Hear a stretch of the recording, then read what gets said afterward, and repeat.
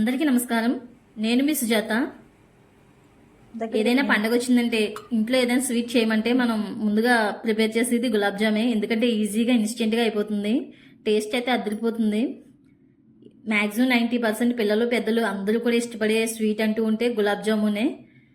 అది ఇలా నోట్లో వేసుకోగానే కరిగిపోయేలా లోపల ఉండలనేవి కట్టకుండా టేస్టీగా ఏ విధంగా తయారు చేసుకోవాలో చూద్దాం. మా ఇంట్లో అయితే మా పిల్లలకి ఎక్కువగా గులాబ్ జామ్ చేస్తూ ఉంటాం. స్వీట్ అనేసరికి ఇంకా ఏదైనా అయితే కొంచెం టైం ఎక్కువ పడుతుంది కదా, అదే గులాబ్ జామ్ అయితే ఇన్స్టెంట్గా తయారు చేసేయచ్చు. ఇంకెన్ని చేసినా కూడా పిల్లలు చాలా ఈజీగా తినేస్తూ ఉంటారు. అంతేకాకుండా మనం ఎవరికైనా స్వీట్ పట్టుకెళ్ళాలి అని అనుకుంటే మనం ఇంట్లోనే ఈజీగా ఇలా తయారు చేసేసుకుంటే మనకి తక్కువ ఖర్చులో ఎక్కువ గులాబ్ జామున్స్ వచ్చేస్తాయి. అంతేకాకుండా బయట అయితే ఒక్కొక్కటి 15 రూపాయలు 10 రూపాయలు అలా ఉంటుంది. మనకి ఇంట్లో ఈజీగా తయారు చేసుకోవచ్చు. చూడండి, నేనైతే ముందు ఈ గులాబ్ జామున్ తయారు చేయడానికి 2 ప్యాకెట్లు MTR gulab jamun packet powder packets తీసుకున్నాను. పంచదార ప్యాకెట్ ఇది 175 గ్రామ్స్ ఉంది ఒకటి ప్యాకెట్ని, అంటే 2 కలిపి 350 గ్రాములు ఉంది. ఇలా నేను 2 ప్యాకెట్లు అయితే తీసుకుని గులాబ్ జామున్ చేయడానికి ప్యాకెట్స్ ఇలా కట్ చేసి పౌడర్ అంతా కూడా తీసేసుకున్నాను. ఒక బౌల్లోకి తీసేసుకొని ఒక చిన్ని గ్లాస్తో అయితే వాటర్, ఇది ఒక 150 ml వరకు ఉంటుంది. నేను కొద్దిగా వాటర్ వేస్తూ ఈ పిండి అంతా కూడా బాగా కలపాలి. నేను చూపించిన విధంగా మొత్తం ఉండలు అనేవి లేకుండా జాగ్రత్తగా మొత్తం అంతా కూడా బాగా కలుపుతూ ఉండాలి. నాకైతే చిన్న గ్లాస్ వాటర్ పట్టింది. 150 ml ఉంటుంది ఇది.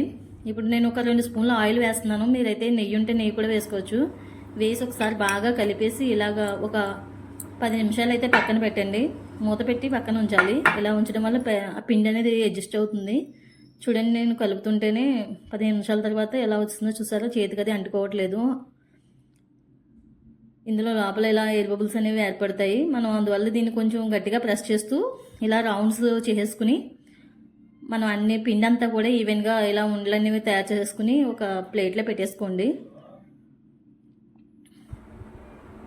నేను చూపించిన విధంగా మీరు మొత్తం ఉండలన్నీ కూడా ఒక్కొక్కటిగా ప్రిపేర్ చేసేసుకోండి. మొత్తం ఉండలన్నీ సిద్ధం చేసేసుకున్నాను నేను.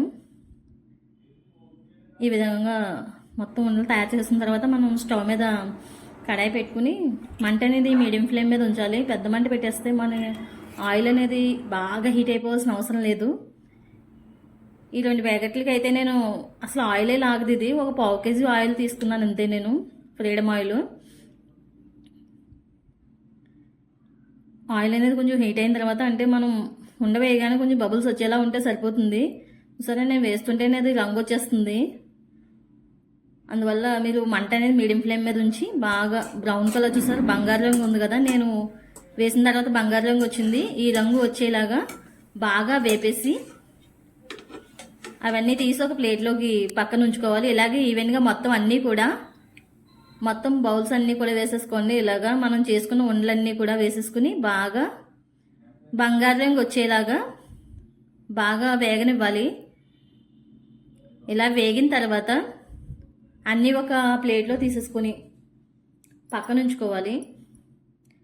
అసలు మొత్తం అయితే నాకు చాలా ఎక్కువైనాయి. 2 ప్యాకెట్లకి చాలా ఎక్కువైనాయి. అంటే మనం ఉండలు అనేవి బాగా పెద్దవి కాకుండా మీడియం సైజ్ చేసుకుంటే అవి వేగేటప్పుడు కొంచెం పెద్దవి అవుతాయి. మళ్ళీ పానకంలో పంచదార పాకంలో వేసినప్పుడు ఇంకా పెద్దవి అయిపోతాయి. అందువల్ల సైజ్ అనేది బాగా పెద్ద సైజు చేసుకోవాల్సిన అవసరం లేదు. మంట అనేది మాత్రం మీడియం ఫ్లేమ్ మీద ఉంచితే మీకు లోపల కూడా బాగా ఫ్రై అవుతుంది. ఇలా రౌండ్స్గా తిప్పుతూ ఒకసారి మొత్తం ఈవెన్గా ఉండలన్నీ కూడా అన్నీ కూడా మొత్తం బాగా వేగాలి. చూసారు, కలర్ అయితే ఎంత బాగా వచ్చిందంటే మంచి బంగారు రంగు వచ్చేసాయి. ఇలా మొత్తం అన్నీ కూడా వేపేసుకోవాలంటే ఇప్పుడు 2 వాయిలు అయినాయి, ఇది 3వ వాయి కదా. తర్వాత కొంచెం ఉండనేది బాగా ఉబ్బుతుంది. అందువల్ల దాన్ని ఒకసారి ప్రెస్ చేసి మళ్ళీ మీరు రౌండ్ చేసుకుని వేసుకుంటే అవి విడిపోకుండా బాగా వస్తాయి. మొత్తం అన్నీ వేపేసుకున్న తర్వాత ఇలాగ ఒక ప్లేట్లో వేసేసుకుని పక్కన ఉంచుకోవాలి. ఇప్పుడు స్టవ్ మీద కడాయి పెట్టి నేనైతే ఒక స్టీల్ గిన్నె పెట్టాను. ఇందులో 350 గ్రాములకి నేను ఒక 750 గ్రాములు పంచదార అయితే తీసుకున్నాను. అది నాకు ఒక కప్పున్నర పంచదార వచ్చింది. అంటే కప్పున్నరకి 2 కప్పులు వాటర్ వేసాను నేను. అంటే కొంచెం వాటర్ ఎక్కువ వేసాను కొద్దిగా, అంటే మరుగుతుంది కదా, కొంచెం మరగనిస్తాను. ఇందులో ఒక 4 యాలక్కాయలు అయితే చెదకొట్టుకుని వేసుకోవాలి ఫ్లేవర్ కోసం. ఇదంతా కూడా బాగా మరగనివ్వాలి. అంటే తీగ భాగం రావాల్సిన అవసరం లేదు, జస్ట్ అలా మరిగితే సరిపోతుంది. ఇప్పుడు స్టవ్ ఆఫ్ చేసేసి మనం ఆల్రెడీ వేపుకున్న గులాబ్ జామున్స్ ఉన్నాయి కదా, ఇవన్నీ కూడా వేసేసుకోండి. ఇందులో అన్నీ వేసేసి ఒక 10 నిమిషాలు మూత పెడితే చూసారా ఎంత బాగా పాకం అనేది ఈ గులాబ్ జామున్స్కి పట్టాయి. ఇదైతే చాలా సాఫ్ట్గా టేస్టీగా వచ్చింది. మీరు కూడా ఇలా ట్రై చేసి చూడండి. టేస్ట్ అయితే అదిరిపోయింది. మా ఇంట్లో ఇంక అందరికీ బాగా నచ్చింది. పిల్లలు అయితే ఇంక అదే పనిగా తింటూనే ఉన్నారు. మాకు ఇవి 2 రోజులు కూడా వచ్చేలా లేవు. మీరు కూడా ఒకసారి ట్రై చేయండి. నెక్స్ట్ మీకు ఏ రెసిపీ కావాలో కామెంట్ చేయండి. ఈ వీడియో కనుక మీకు నచ్చినట్టయితే లైక్ చేయండి. సుజాత కుక్ ఫైల్ నా ఛానల్ సబ్స్క్రైబ్ చేయండి. ఈ గులాబ్ జామ్ ట్రై